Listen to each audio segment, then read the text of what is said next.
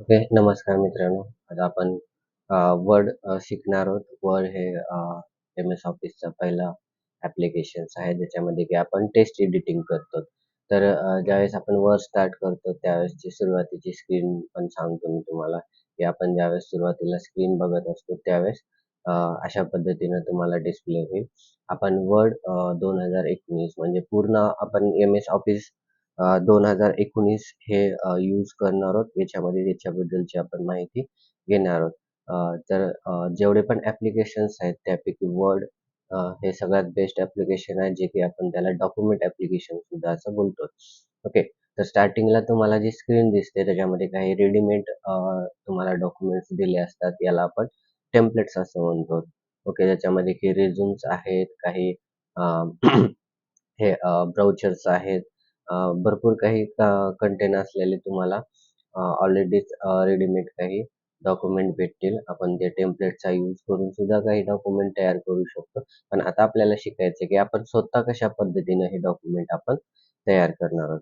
तर सुरुवात करताना आपल्याला ब्लँक पेज घ्यायचं आहे. ब्लँक पेजवर आल्यानंतर आपल्याला अशा पद्धतीने स्क्रीन भेटेल.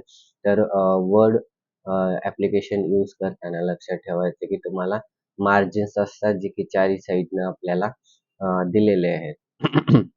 ज्याला की आपण ह्याला लेफ्ट मार्जिन्स असं म्हणतो. इकडली जी मार्जिन्स आहे, जे की आपल्याला कॅरेक्टर किंवा आपली लाईन जिथपर्यंत जाणार आहे ते म्हणजे लास्टची ह्याला राईट मार्जिन्स असं म्हणतात आणि इकडली जी मार्जिन्स आहे म्हणजे ही जी लाईन डिस्प्ले होते, त्या मार्जिन्सला आपण टॉप मार्जिन्स असं म्हणतो. त्याच्यासोबत खालची एक मार्जिन असते त्याला आपण बॉटम मार्जिन असं म्हणतो. तर हे 4 मार्जिन देऊन तुम्हाला जे पेज दिलेलं असतं ते आपण ब्लँक पेज आहे आणि ह्याच पेजवरती आपल्याला वर्क करायचं आहे. तर आपण सगळे टॅब बघणार आहोत याच्यातले. फर्स्ट टॅब जो आहे तो फाइल टॅब आहे. याला मेनू पण म्हणतात किंवा टॅब पण म्हणतात. ओके. तर होम टॅब आहे, इन्सर्ट टॅब आहे, डिझाइन आहे.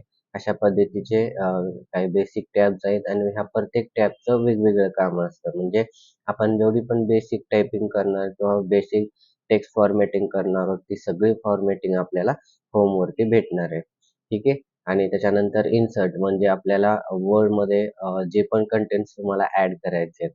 ओके. जसं इमेजेस असतील, हिडर फुटर्स असेल किंवा वर्ड आर्ट असेल, चार्ट असेल, स्मार्ट आर्ट असेल, अशा गोष्टी करण्यासाठी इन्सर्ट आणि पेजची डिझाइन करण्यासाठी जे डिझाइन म्हणजे असे वेगवेगळं वर्गीकरण करून तुम्हाला टॅब्स दिलेले असतात. त्या टॅबचा वापर करून आपल्याला डॉक्युमेंट तयार करायचे आहेत.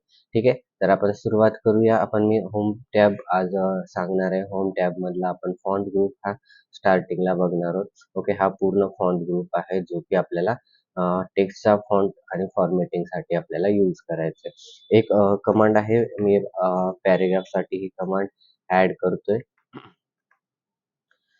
ही आहे आपली रँड कमांड. त्याच्यावरती आपल्याला हे पॅराग्राफ भेटलेला आहे. तर आता ह्या पॅराग्राफवरती डिपेंड्स मी तुम्हाला जेवढा पण फॉन्ट ग्रुप आहे ते तुम्हाला एक्सप्लेन करून सांगणार आहे. ठीक आहे. तर पहिला जो पॅराग्राफ आहे तो मी सिलेक्ट केलेला आहे. आता आपण स्टार्टिंगला सुरुवात करूया की फॉन्टमधला जो असतो तो फॉन्ट. ओके. फॉन्ट ग्रुपमधला फॉन्ट हा ऑप्शन आहे, ज्याच्यामध्ये की आपण फॉन्ट चेंज करतो. ॲक्चुअली फॉन्ट हा म्हणजे लिपी असते. आपल्याला लिपी ज्यावेळेस बदलायची गरज पडते, त्यावेळेस आपण फॉन्ट्समध्ये येतो. ठीक आहे. भाषा नाहीये लक्षात ठेवा. भाषा वेगळी असते आणि लिपी वेगळी असते. ओके. लिपी म्हणजे लिहिण्याची पद्धत फक्त. ओके. ह्याच्यामध्ये भरपूर काही फॉन्ट्स असतात. जसं की ए पासून स्टार्ट झालेले आहेत, ते पार झेडपर्यंत असे त्याची कॅटेगरीनुसार आपल्याला दिलेले असतात. तर जे पण आपल्याला लागेल त्यानुसार आपण तो फॉन्ट्स आपण चेंज करत असतो. सपोज आता मी इथं एरियल करत आहे. बाय डिफॉल्ट तुम्हाला कॅलिब्री हा नावाचा फॉन्ट असतो.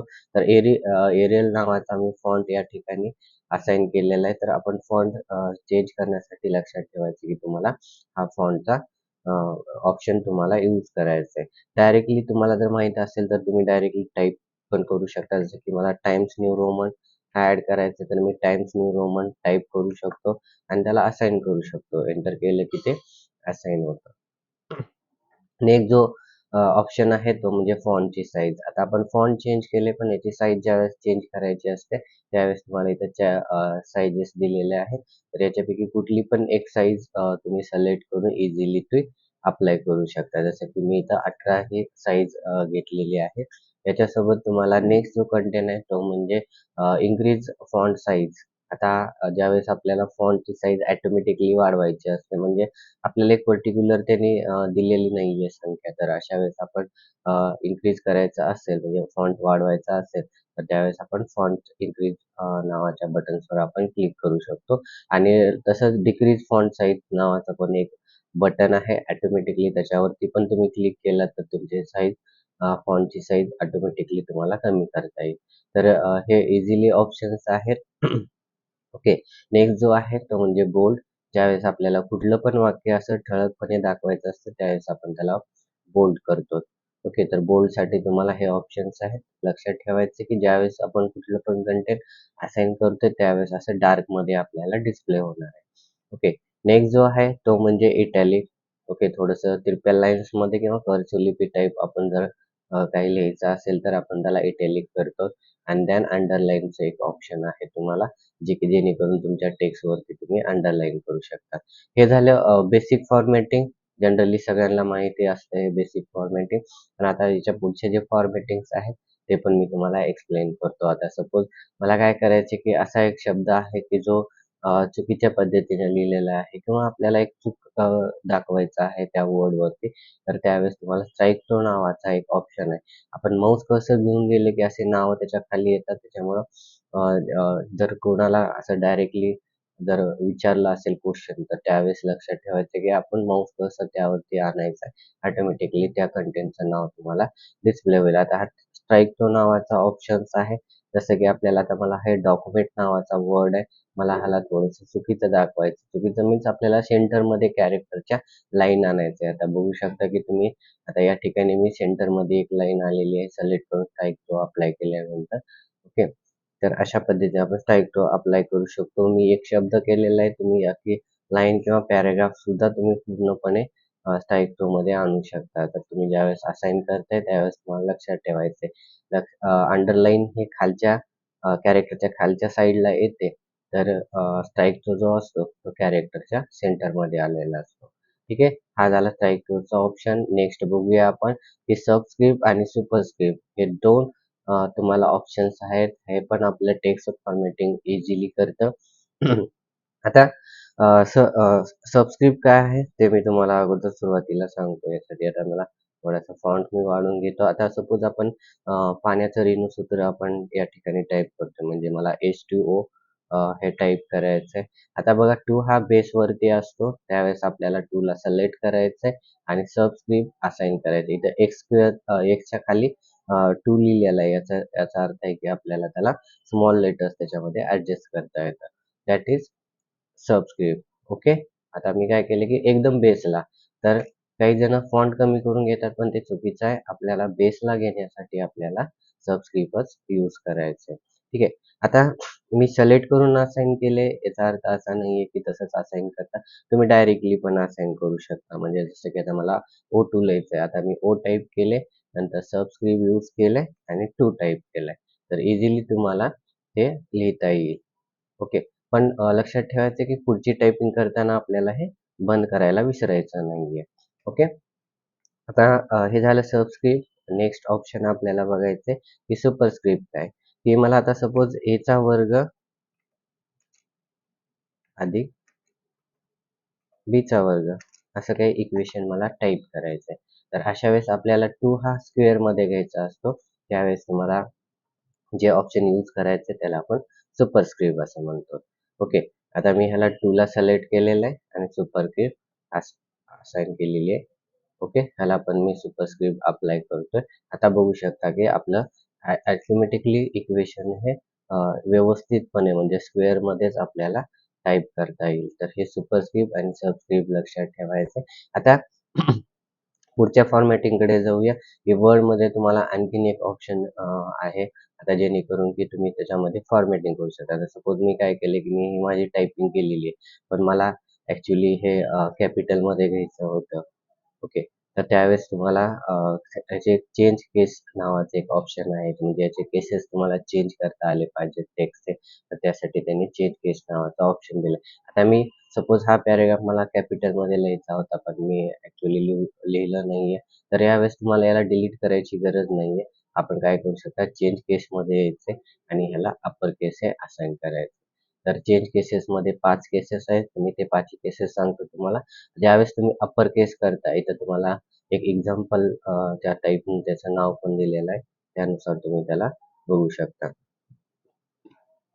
आता बघा, हे अपर केस केले म्हणजे मी काय केले, की सगळेच कॅरेक्टर माझे कॅपिटलमध्ये असणार. एक देखील कॅरेक्टर मला याच्यामध्ये आता स्मॉल दिसणार नाहीये. सेम त्याच पद्धतीनं मी कॅपिटल टाइप केलं असेल, माझं कॅप्स लॉक ऑन होतं. मी त्या कॅपिटलमध्येच टाइप केलं असेल. स्मॉलमध्ये घ्यायचं असेल तर लोअर केस तुम्ही यूज करू शकता. ओके, पण एक गोष्ट लक्षात ठेवायचं आहे, जसं अप्पर केसमध्ये प्रत्येक कॅरेक्टर हा कॅपिटल येतो, तसं लोअर केसमध्ये प्रत्येक कॅरेक्टर हा स्मॉलमध्येच येणार आहे. म्हणजे पहिली लिपीमध्ये आपल्याला ते असाइन झालेलं दिसेल. ओके, तर हे झालं अप्पर केस, लोअर केस. नेक्स्ट जो आहे तो म्हणजे कॅपिटल ईच वर्ड. ओके, तर याच्यामध्ये काय होणार आहे, तर प्रत्येक कॅरेक्टर हा तुमचा जो आहे तो कॅपिटलमध्ये येणार आहे, जे की पहिला कॅरेक्टर शब्दाचा. ओके, तर ह्याला कॅपिटल ईच वर्ड म्हणतात. पण याच्यामध्ये प्रॉब्लेम असा आहे, की आता जसं की मी इथं यू कॅन ॲड अ लिहिले, तर आपण हे बेसिकली स्मॉलमध्येच लिहितो. पण याच्या नियमानुसार काय, की पहिलं कॅरेक्टर वर्डच्या शब्दाचं पहिलं कॅरेक्टर हे तुमचं कॅपिटलमध्ये येणार आहे आणि बाकीचे सगळे स्मॉलमध्ये येणार आहेत. म्हणून याचं नाव आहे की कॅपिटल ईच वर्ड. ओके, तर नेक्स्ट आपण चेंज केस बघणार आहोत, की टॉगल केस. एकदम याच्या उलटा आहे. पहिला कॅरेक्टर तुम्ही बघू शकता या ठिकाणी, की पहिला कॅरेक्टर स्मॉलमध्ये आहे आणि बाकीचे कॅरेक्टर कॅपिटल्समध्ये आहे. तर याला म्हणतात आपण टॉगल केस. तर कधी आपण स्टाईलसाठी पण हे फॉन्टचा स्टाईल जो आहे तो यूज करतो. सेंटेन्स केस सॉरी केसेससाठी सुद्धा आपण याला यूज करतो. ओके, तर हे झाले 4 केसेस. आता महत्त्वाचं आहे ते म्हणजे सेंटेन्स केस. काय होतं, की आपण आता हे बाकीच्या केसेसमध्ये बघितले, की कॅरेक्टर कधी लहान होतात, कधी मोठे होतात.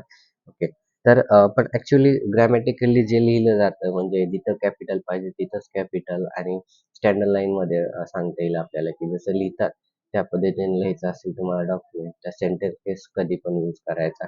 तर हे काय करतं, की तुम्हाला पर्टिक्युलरली आता जसं की माझं पहिलं शब्द आहे टी, तर टी मी कॅपिटलमध्ये टाइप केले आणि बाकीचं जसं आहे तसं त्यानुसार तुम्हाला यूज करता येईल. याच्यामध्ये ज्यावेळेस कॅपिटल येईल, जसं की आता इथं फुल स्टॉप होता, याच्यानंतरचा हा शब्द आहे. तर या ठिकाणी तुम्हाला दिसून येईल, की हे लगेच आपल्याला त्यांनी काय केले, कॅपिटलमध्ये करून दिलेलं आहे.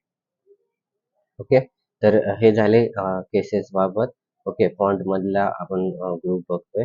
त्याच्यानंतर आहे आपल्याला आता फॉन्टचा कलर कसा चेंज करायचा. आता सपोज माझ्याकडे अ, हा जो पॅराग्राफ आहे, मी याचा कलर चेंज करणार आहे. तर त्यासाठी तुम्हाला इथं फॉन्ट कलर नावाचा ऑप्शन आहे. त्या फॉन्ट कलर नावाच्या ऑप्शनमधून तुम्हाला जे पण फॉन्ट असाइन करायचे, तो फॉन्टचा कलर आपल्याला सिलेक्ट करायचा आणि असाइन करायचा. जसं मी थोडंसं लाईट ब्लू हा कलर असाइन केलाय, तर तुम्ही बघू शकता हे लाईट ब्लू मध्ये आहे. जसं पण तुम्हाला टेक्स्ट लागेल तेवढं तुम्हाला सिलेक्ट करायचं आहे आणि त्याला असाइन करायचं. जसं आता हे रेड मध्ये आहे. ओके, तर हा पूर्ण टेक्स्ट माझा काय झाला, तर रेड मध्ये असाइन झालेला आहे. त्याला म्हणतात फॉन्ट कलर. तर फॉन्ट कलर साठी तुम्हाला इथं काही थीम्स कलर दिलेले आहेत आणि काही स्टँडर्ड कलर दिलेले आहेत. याच्या व्यतिरिक्त जर तुम्हाला कुठला कलर हवा असेल तर आपण मोर कलरचा ऑप्शन यूज करू शकतो. हा डायलॉग याच्यासोबत एक डायलॉग बॉक्स ओपन होईल. त्याच्यामध्ये स्टँडर्ड आणि कस्टम 2 टाइपमध्ये तुम्हाला कलर ग्रुप दिलेले असतात. स्टँडर्डमध्ये सुद्धा तुम्हाला इथून कलर सिलेक्ट करता येतो. जो कलर आपण सिलेक्ट करणार आहोत, तो न्यूमध्ये तुम्हाला इथं डिस्प्ले होतो. ठीक आहे. तो फक्त ओके करून सिलेक्ट करून ओके करायचा आहे. तुम्हाला तोच कलर त्या ठिकाणी असाइन झालेला दिसेल. ठीक आहे. याच्यासोबत आपल्याला जसं की मी सांगितलं होतं, की आपल्याला इथं स्टँडर्ड आहे, तसंच कस्टममध्ये सुद्धा आहे. म्हणजे मला थोडंसं फेंट आणि डार्कमध्ये ज्यावेळेस फरक करून घ्यायचा आहे, त्यावेळेस मला तो यूज करता येईल. तर कस्टममध्ये जायचं आहे. इथं तुम्हाला फेंट करत जाता म्हणजे याची डेन्सिटी कमी जास्त करायची आहे आपल्याला आणि त्यानुसार तुमचा फॉन्ट जो पण येईल, तो तुम्हाला सिलेक्ट करून असाइन करायचा आहे. तर सेम त्याच पद्धतीनं तुम्हाला फॉन्ट कलर असाइन झालेला दिसेल. तर हे होतं फॉन्ट कलरच्या बाबतीत. त्याच्यानंतरचं जे ऑप्शन आहे ते म्हणजे हायलाइटर. आता सपोज आपण काय करतो, की कुठला महत्त्वाचा पॅराग्राफ असेल, तर त्याला आपण डार्क करत असतो किंवा स्केच पेननी आपण त्याच्यावरती कलर देतो. दॅट इज हायलाइटर असतं. आता सध्या हायलाइटर पेनचा आपण यूज करतो. त्याच पद्धतीने तुम्हाला टेक्स्ट जर हायलाइट करायचा असेल, तर ह्या हायलाइटर कलर्स आपण यूज करू शकतो. जसं की मी आता या ठिकाणी येलो कलर हायलाइट करतोय. तर फॉन्ट हा कॅरेक्टरला कलर जातो आणि हायलायटर हा काय असतो तर कॅरेक्टरच्या बॅकग्राऊंडला कलर जात असतो. तर हे अशा पद्धतीने आपण हायलायटर सुद्धा यूज करू शकतो. लक्षात ठेवा, फॉन्ट कलर असेल किंवा हायलायटर काढायचा असेल तर त्यासाठी तुम्हाला काय करायचं, सपोज मी हायलायटर काढतोय, ओके, तर त्यासाठी तुम्हाला नो कलर हे ऑप्शन यूज करायचे. ओके, आता इथं मला फॉन्ट कलर जर काढायचा असेल तर त्यावेळेस सुद्धा तुम्ही इझिली काय करू शकता की फॉन्ट ग्रुपमध्ये जायचंय आणि ऑटोमॅटिक नावाचं एक ऑप्शन आहे, ते ऑप्शन असाइन करायचं आहे किंवा सरळ सरळ तुम्ही काय करा की एक तुम्हाला ऑप्शन दिलेला आहे, त्याला म्हणतात clear all formatting. Okay, clear all फॉर्मॅलिटीचा आणखीन एक फायदा सांगतो मी, की आता मी इथं फॉर्मॅटिंग केलेली आहे पहिल्या पॅराग्राफला. पण मला ॲक्चुअली एवढी फॉर्मॅटिंग द्यायची गरज नव्हती, पण मी दिले. ओके. आता मग ह्याला आपल्याला वापस आपल्या टेक्स्टमध्ये आणायचं आहे. तर त्यावेळेस तुम्हाला क्लिअर ऑल फॉर्मॅट हे नावाचं ऑप्शन तुम्ही यूज करू शकता. ओके. याच्यामध्ये काय होईल, तर आपला पूर्ण जो पण फॉर्मॅट दिलेला आहे, म्हणजे आपण कलर दिला असेल, अंडरलाईन दिला असेल किंवा कुठला फॉन्ट चेंज केला असेल, फॉन्टची साईज दिली असेल, ते सगळं क्लिअर होतं आणि तुमच्या अगोदर जसा टेक्स्ट होता त्या पद्धतीने आपल्याला टेक्स्ट हे असाइन झालेलं दिसेल. मी परत इथं पण असाइन करतोय क्लिअर ऑल फॉर्मॅट. ओके, तर हा पण ऑप्शन खूप महत्त्वाचा आहे आणि इझी आहे. ओके, तर फॉन्ट ग्रुपमध्ये आपण जवळपास सगळेच ऑप्शन बघितलेले आहेत. आणखी एक ऑप्शन राहिला तो म्हणजे टेक्स्ट इफेक्ट, तो पण सांगतो मी. तर आता टेक्स्ट इफेक्ट काय काम करतो बघा, हे आता आपल्याकडे हे नॉर्मली टेक्स्टची फॉर्मॅटिंग झाली, पण आपल्याला याला थोडंसं अट्रॅक्टिव्ह आणि डिझाइनफुल जर करायचं असेल, म्हणजे 3D टाइप वगैरे आपल्याला जर टेक्स्ट फॉन्ट स्टाईल करायचा असेल, तर त्यासाठी आपल्याला फॉन्ट इफेक्ट हा यूज करायचा आहे. तर तुम्हाला काय बाय डिफॉल्ट पण दिलेले आहेत. तुम्ही याचा यूज करून सुद्धा असाइन करू शकता. जे पण लागेल त्यानुसार तुम्हाला ते यूज करता येते. पण स्वतः कसा तयार करायचा बघा, की त्यासाठी आपण यूज करूया. आता मी थोडंसं फॉन्ट साईज इन्क्रीज करतोय. आता ह्याच्यामध्ये फॉन्ट इफेक्टमध्ये यायचंय. इथं आउटलाईन आहे. जशी टेक्स्टची आउटलाईनचा कलर वेगळा ठेवायचा असेल, तर तुम्ही कलर वेगळा ठेवू शकता. आता मी थोडासा पर्पल कलर दिलाय. ॲक्चुअली फॉन्टचा कलर ब्लॅकच आहे.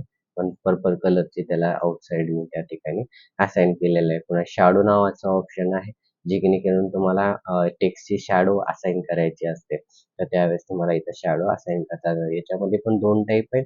आउटर म्हणजे आउटसाइडनं, टेक्स्टच्या आउटसाइडनं देण्यासाठी आपण आउटर यूज करतो आणि टेक्स्टच्या मधल्या साइडनं देण्यासाठी आपल्याला इनर यूज करायचं आहे. ओके.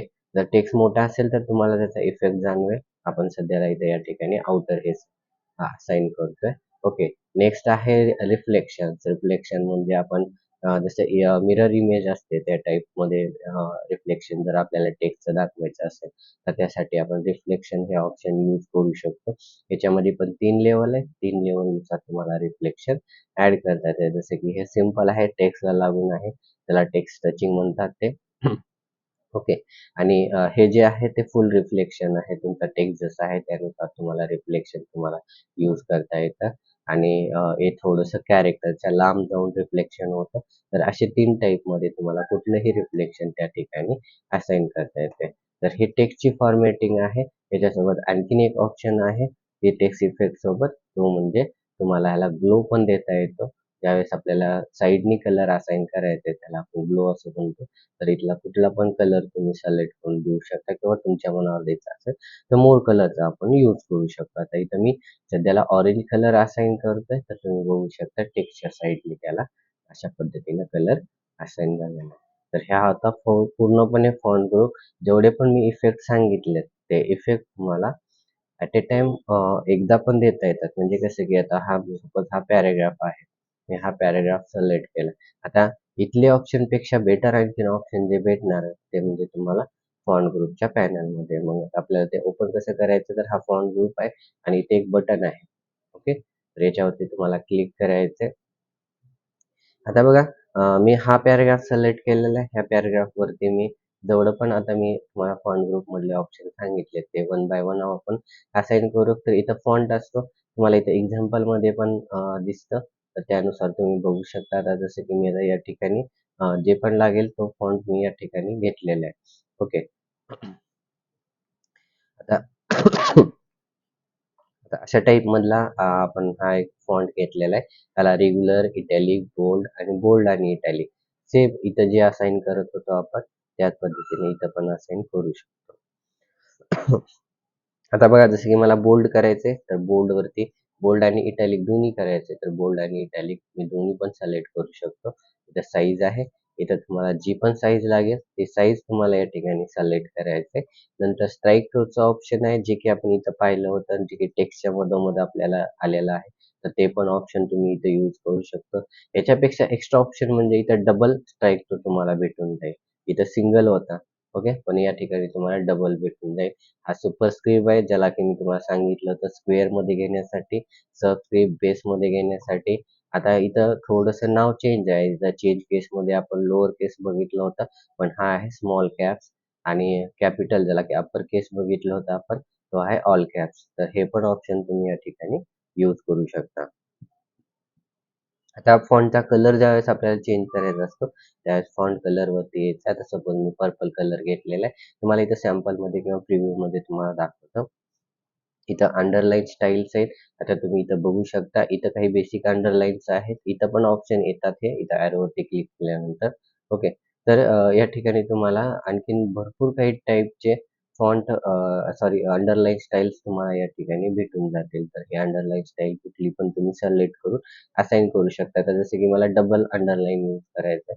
तर मी डबल अंडरलाईन यूज केलेलं आहे. आणि इव्हन अंडरलाईनचा कलर जे की आपल्याला इथं देता येत नव्हता, पण ह्या ग्रुपमध्ये आल्यानंतर तुम्हाला इथं अंडरलाईनला कलर सुद्धा देता येईल.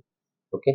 तर जसं की आता मी येलो कलर सिलेक्ट केलाय, तर तुम्ही बघताय की पूर्णपणे ठीक आहे. आपण दुसरा कलर चेंज करू म्हणजे डार्कने दिसण्यासाठी. आता बघा मी डार्क ब्लू असाइन केलेला आहे. तर इथं तुम्ही बघू शकता की डबल अंडरलाईन आहे आणि त्याला ब्लू कलरची अंडरलाईन असाइन कलर झालेली आहे. तर याला ओके करायचं आहे. आता मी जेवढे पण ऑप्शन सिलेक्ट केले होते तेवढे सगळे ऑप्शन एकदाच या ठिकाणी असाइन झालेले आहेत. तर हा आहे फॉन्टचा ग्रुप. ओके. तर आपण वर्डमधला पहिला टॅब बघतोय एक तर होम आणि होममधला हा आहे फॉन्टचा ग्रुप.